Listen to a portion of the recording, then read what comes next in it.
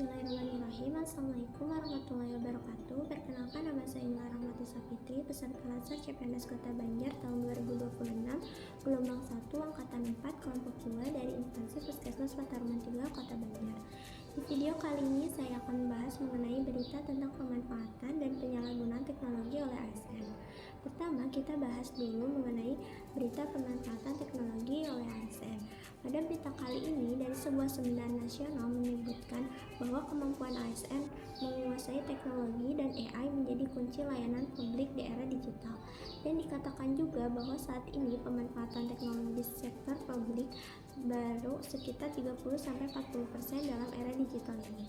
Keberhasilan pelayanan publik tidak hanya ditentukan oleh niat baik, tetapi juga oleh kemampuan kita menguasai teknologi dan kecerdasan buatan.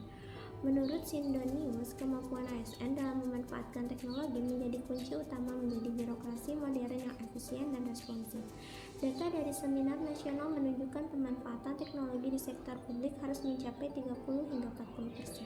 Artinya masih banyak instansi pemerintah yang belum optimal memanfaatkan teknologi digital, menjadi sinyal bahwa transformasi digital masih dalam tahap awal dan perlu percepatan yang nyata. Angka ini menggambarkan bahwa transformasi digital bukan sekedar urusan perangkat, tapi juga soal kesiapan sumber daya manusia.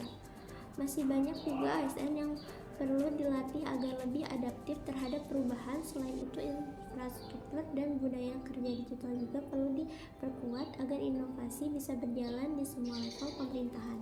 Dampak positif dari pemanfaatan teknologi ini terlihat bahwa ASN mampu memanfaatkan teknologi dan AI dengan baik. Dampaknya terlihat sangat besar sehingga pelayanan publik akan lebih cepat dan efisien. Keputusan juga diambil berdasarkan data dan transparansi meningkat.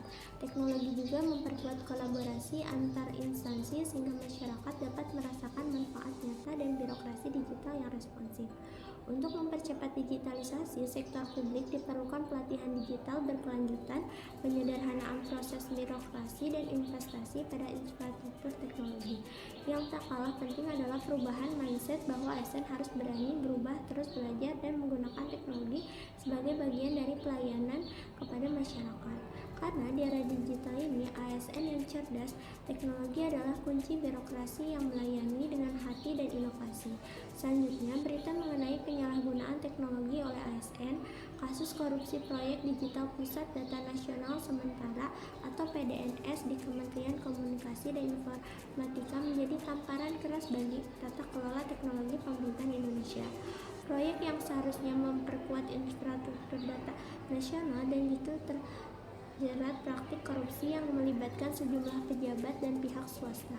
Akibatnya, keamanan data publik terganggu dan kepercayaan masyarakat terhadap transformasi digital pemerintah pun menurun. Penyebab utama dari kasus ini adalah lemahnya pengawasan dan transparansi dalam proses pengadaan teknologi. Minimnya kontrol internal membuat celah bagi penyalahgunaan anggaran, manipulasi tender, serta kolusi antar penyedia dan pejabat terkait. Selain itu, kurangnya kompetensi dan integritas dalam pengelolaan proyek digital juga berperan besar. Kasus PDNS menunjukkan bahwa kemajuan teknologi tanpa integritas justru membuat risiko besar. Ketika infrastruktur data disalahgunakan, ancaman terhadap keamanan informasi nasional menjadi nyata.